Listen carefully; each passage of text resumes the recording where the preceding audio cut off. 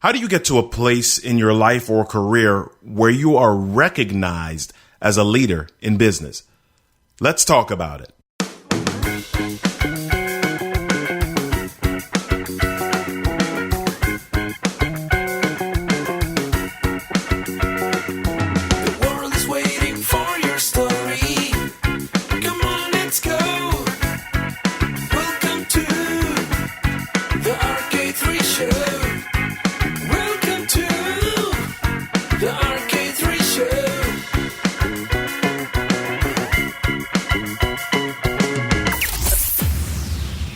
Hey, yo, what's happening, everybody? Welcome to the RK3 show. I'm Robert Kennedy III, RK3. That's me. And hey, episode 33. We're moving. We're grooving. I'm happy to be back. Listen, a quick joke.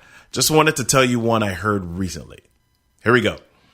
So a weasel goes into a bar and the bartender asks, "What would you like to drink?" "Pop," goes the weasel. Get it?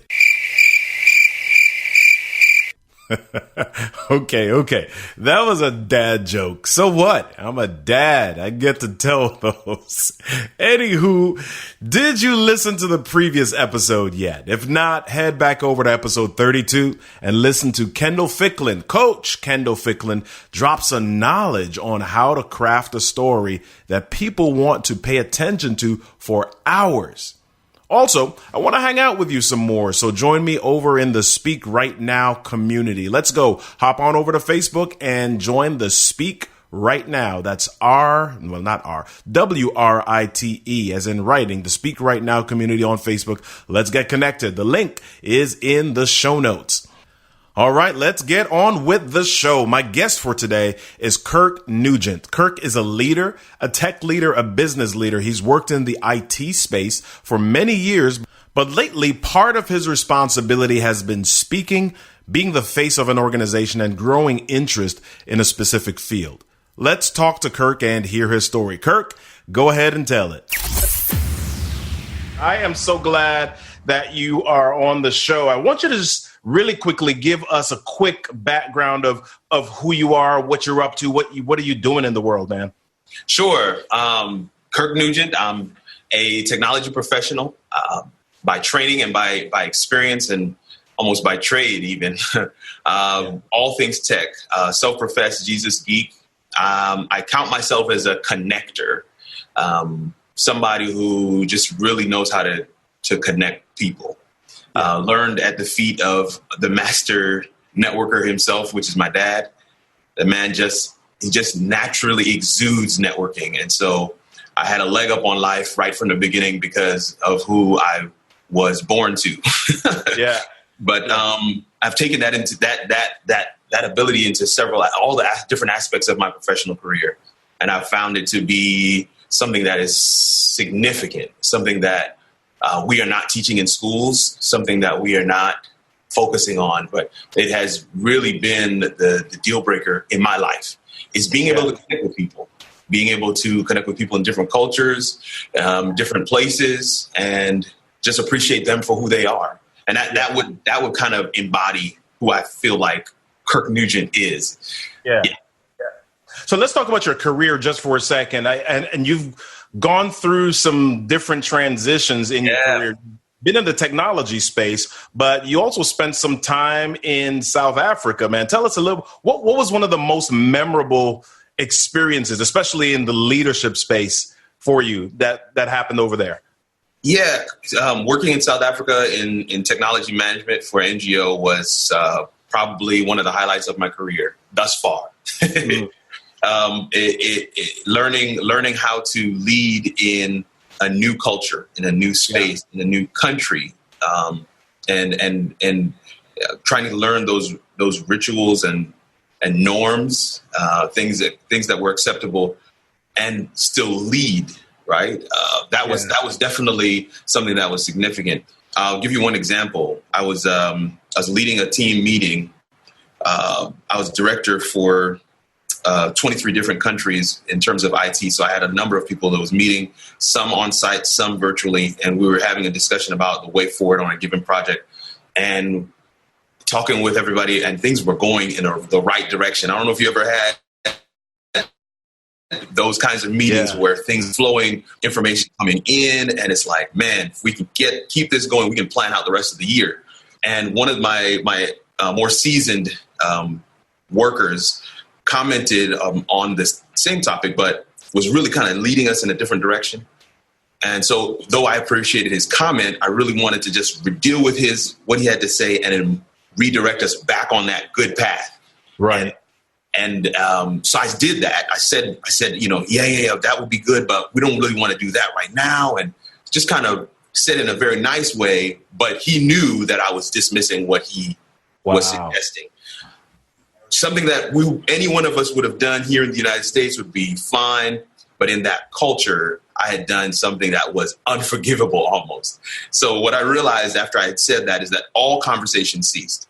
No one was willing to provide any more ideas or further discussion. So we ended the meeting, and I talked to my colleague who is son of the soil. He's from Zimbabwe. And he was saying to me, when you dismissed him, none of the rest of us could speak, because in our culture, you do never publicly disagree with your elders. Wow. And it was a learning experience for me. But what I also learned in that one experience was that I was given a pass where the locals were not. So if I had been a son of the soil like my colleague, they wouldn't have allowed that to pass. But because, it's like, oh, this is the American, that was allowed to pass. And even though that one conversation did end, we were able to work together. And we used that dynamic between myself and my colleague, Tembi, to really push some things forward. I mean, you kind of have to, like they say, when you get lemons, you make lemonade, right? So it was one of those things where it's like, well, I'm not a son of the soil, so there are going to be some things that I do differently. And we use that dynamic to really push and get some things done that we probably wouldn't have otherwise. Right. So that was a cultural issue, or that was a cultural challenge. But you also have that here in the United States. You also have that with a generational challenge. So you dealt with both of those. So if somebody is a new leader, if somebody is a younger emerging leader, and you're being placed in a position where you've got to lead people who are not only older than you, but have been with the company for 20 years, 25 years, and you want to introduce something innovative and they're just not really hearing it. How do you suggest leading in that circumstance? How does an emerging leader push the idea across and influence when there is that type of Absolutely. I mean, honestly, I feel like a lot of the work of leadership there's a couple of different things. So one, if you are a leader, and I pose that as a question to anybody that's listening, if you are a leader, right? I can't tell you whether you're a leader or not. No one in your team can tell you, even if they've hired you to be a leader, you still have to answer the question, if you are a leader.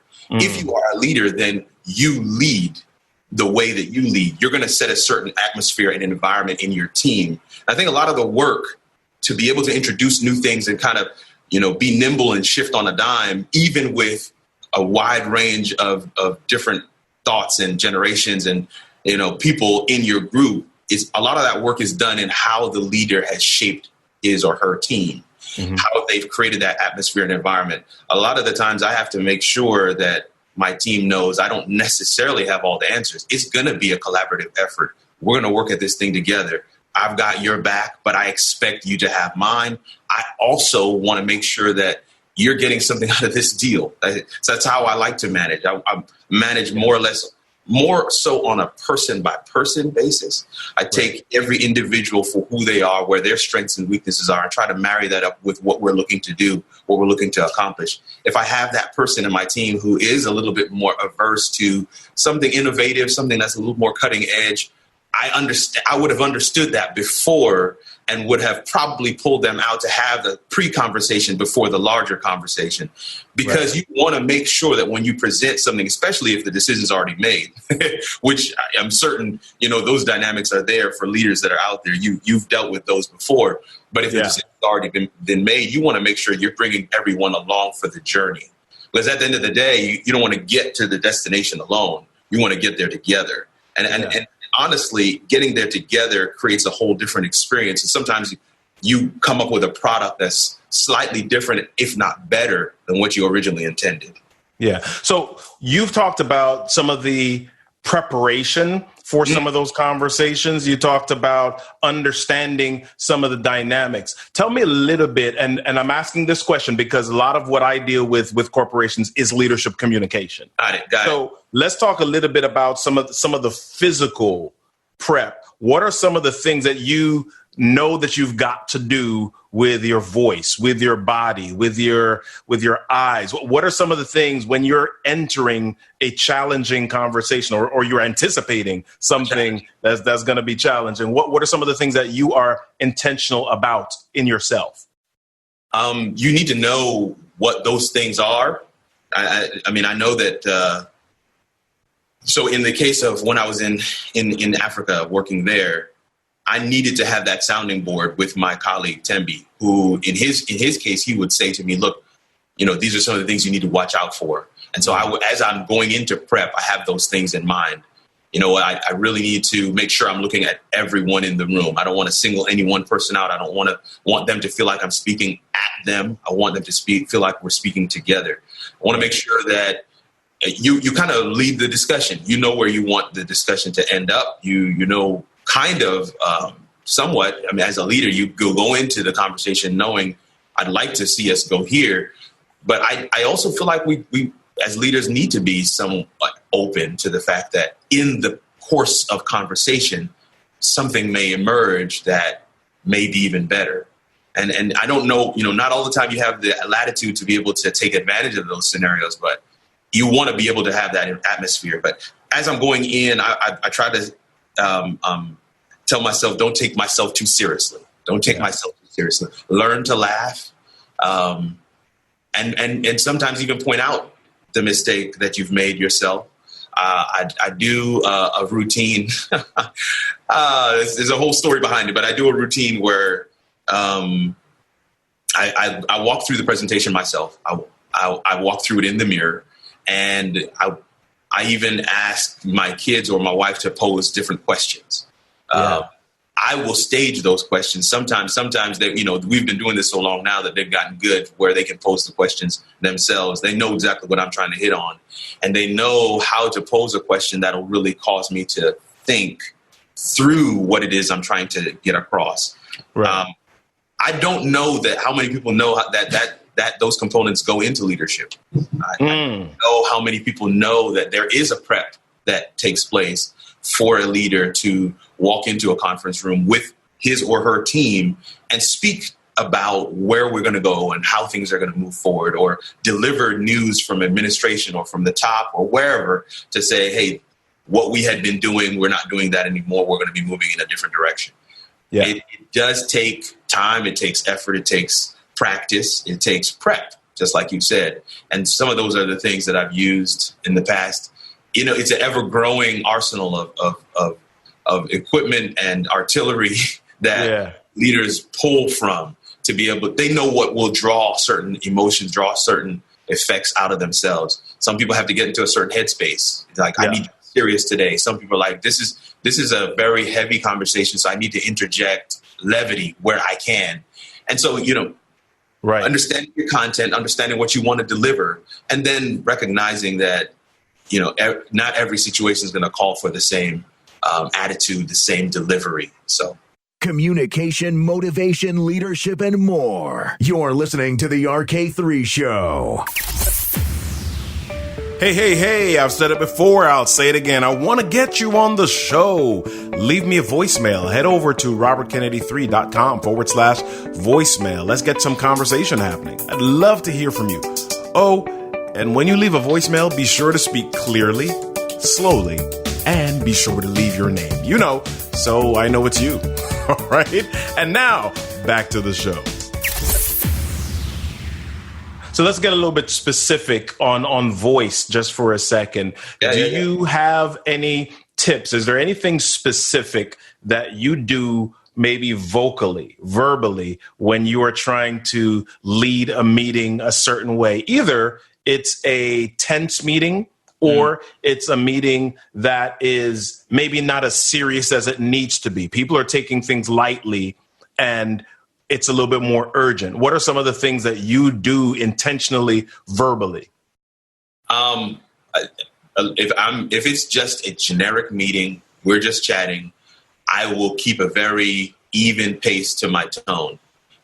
If it's something that I know, just like you just described, this is very heavy, this is very serious, and I'm not seeing that gravity of the situation hitting in the room, I will slow down my tone. I'll be much more intentional about my words. I'll try to use less words. And I try to make eye contact all around the room where possible. I move a lot more intentional, I want to say is the term, but what it ends up being is slower. Right. I will come to somebody and say, okay, Matt, this is where we are. This is where we need to go.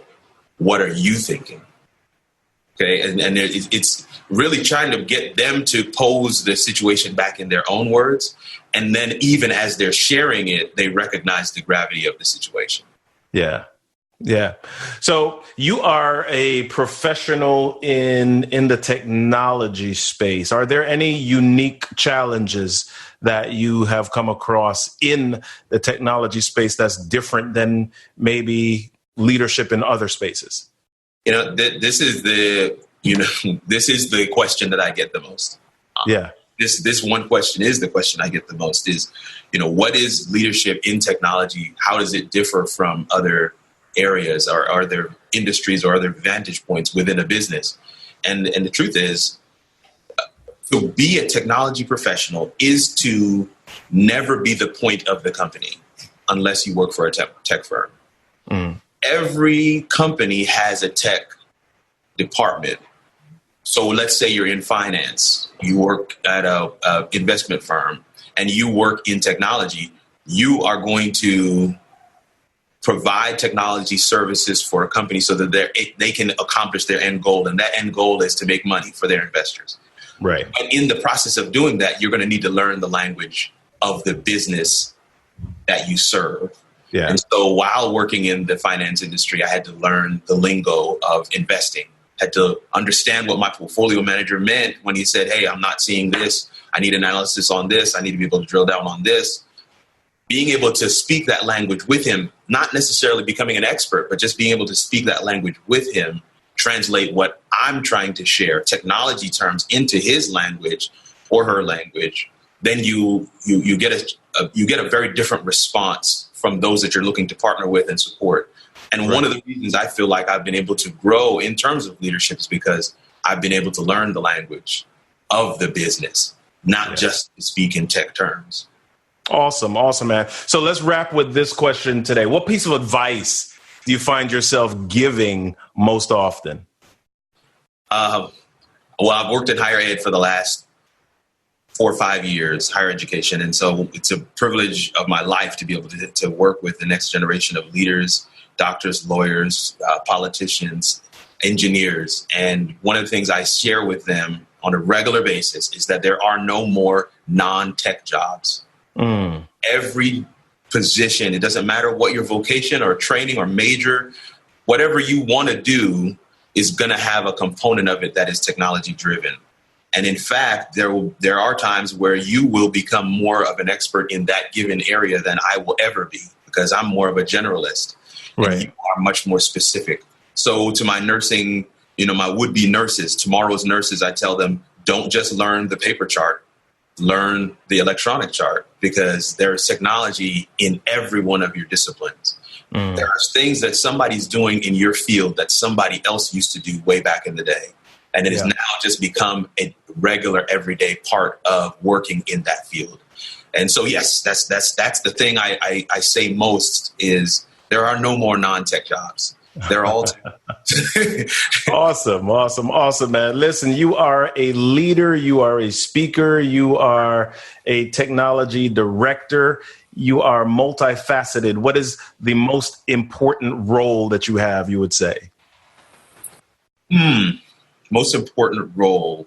Yeah. Wow, that's a good one. I'm not usually stumped, but I would go back to what I said at the beginning, being that connector, and that's kind of the common denominator in all of the different things, the titles that you just mentioned, is being a connector. Being a speaker is because I want to be able to connect people to a different idea, a different concept, a different way to do something. Being a technology professional is, again, the same thing, wanting to be able to connect people to take their passion, connect it to technology that's going to enable that passion, that's going to fuel and drive that whatever it is they're looking to do. And the same goes with being in management and in higher ed, looking to be able to connect people to their whatever it is, their goal, whatever goal they've set out for themselves, whatever their aspirations are for education. And for those who are in my team, I do the same. I want to make sure that they're not just staying where they are. I ask each and every one of them, what's your 2-year goal, 5-year goal, 10-year goal? Where do you see yourself? Where do you want to be? Do you want to be in my position? What do you know what I'm saying? So some of them tell you point blank, no. Some of them say, no, I'd like to get more into networking. And we try to work together to create a path towards that dream for themselves, to make a win-win situation. But yeah, I see myself as a connector, definitely. That's awesome, man. Where can people find out more about you? KirkNugent.me, KirkNugent.me. KirkNugent.me is my website.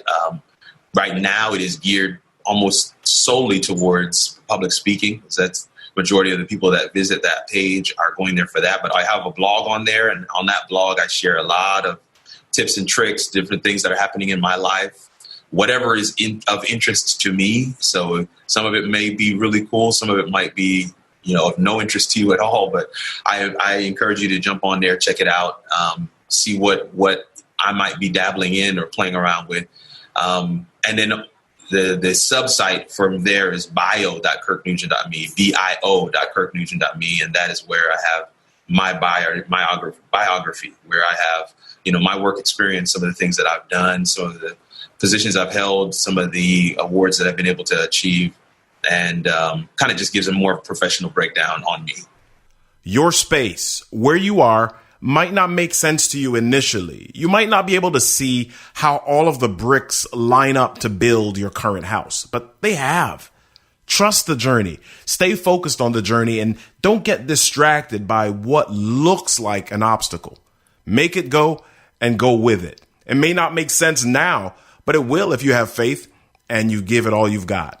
That's all, folks. Head to the show notes to grab the links and resources from this episode. Then go over to Apple Podcasts to leave a ranking, rating, and review for the show. Also, head over to the other major podcast outlets, wherever you listen to podcasts. I hope you had fun today. I hope you learned something. But most of all, I hope you were compelled to jump out of your comfort zone and share your story. Hey, y'all, don't forget, everything that happens to you in life is your stuff is your story, and your story deserves a stage. I'm Robert Kennedy III, RK3, and you've been listening to